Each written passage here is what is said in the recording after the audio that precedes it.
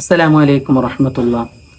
അപ്പോൾ ഞാൻ 2-3 ദിവസമായിട്ട് ചെറിയൊരു പ്രശ്നത്തിലായിരുന്നു. എന്താണെന്ന് വെച്ചാൽ എൻ്റെ 13 Pro Max അപ്ഡേഷൻ ചെയ്യുന്ന സമയത്ത് അത് അടിച്ചുപോയി. കാരണം എല്ലാവർക്കും വരുന്ന പ്രോബ്ലം തന്നെയാണ്, നമ്മളെ ഡിസ്പ്ലേ അങ്ങ് അടിച്ചു പോകും. അപ്പോൾ ഇല്ലാത്ത കാശ് ഉണ്ടാക്കി വാങ്ങിയതാണ്. അപ്പോൾ ഭയങ്കര സങ്കടത്തിലായിരുന്നു.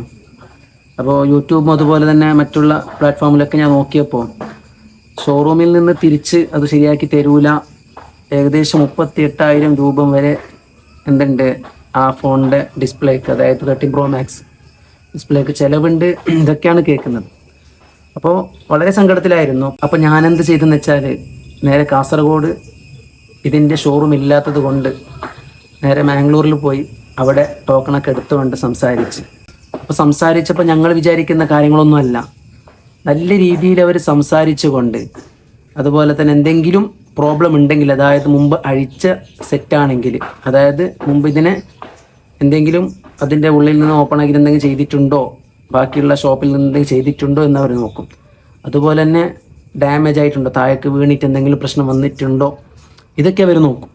നോക്കിയിട്ട് അങ്ങനത്തൊന്നും പ്രശ്നം ഇല്ലെങ്കിൽ ഒരു പ്രശ്നമില്ല, അവർ ഫ്രീക്ക് എന്താക്കി തരുന്നുണ്ട്, ശരിയാക്കി തരുന്നുണ്ട്. അപ്പോൾ ഞാൻ അവിടെ ഫോൺ കൊടുത്ത് ഏകദേശം വീട്ടിലേക്ക് വന്നൊരു വൈകുന്നേരം ആകുമ്പോൾ, രാവിലെ ഫോൺ കൊടുത്തിട്ടുണ്ടെങ്കിൽ വൈകുന്നേരം ആകുമ്പോൾ ഒരു 4-5 മണിയാകുമ്പോഴേക്ക് അവരെന്ത് ചെയ്ത് റിട്ടേൺ കോൾ ചെയ്ത് പറഞ്ഞ് ഒരു പ്രശ്നമില്ല, ഫോണിന് നിങ്ങൾ മുമ്പൊന്നും ചെയ്തിട്ടില്ലേ ഫോണിന്, അതുകൊണ്ട് നമ്മളെ ഭാഗത്താണ് തെറ്റ്, അതായത് അപ്ഡേഷൻ ചെയ്യുമ്പോൾ എന്തായതാണ് ഫോണിൻ്റെ ഡിസ്പ്ലേ പോയതാണ്, അതുകൊണ്ട് ഫ്രീക്ക് ശരിയാക്കി തരാമെന്ന് പറഞ്ഞ് ഒരു 6-7 ദിവസത്തിനുള്ളിൽ അവരെന്ത് ചെയ്ത് ഫോൺ റിട്ടേൺ കൊടുത്തയച്ചു.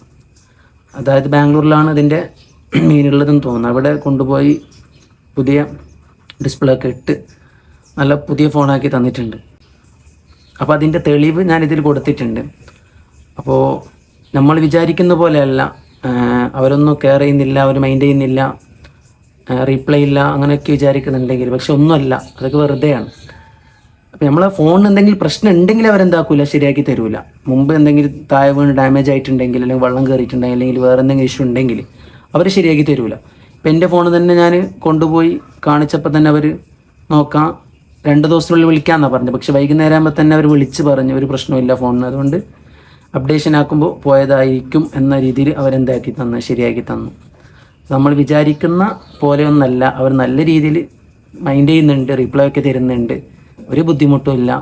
ആരുടെയെങ്കിലും എന്തെങ്കിലും പ്രശ്നം കാണും. ഞാൻ അധികം കമൻസിലൊക്കെ വായിച്ചു, ഒരുപാട് ക്യാഷൊക്കെ മുടക്കിയിട്ട് ഫോൺ വാങ്ങി, ഇങ്ങനെ ഒരു പ്രോബ്ലം.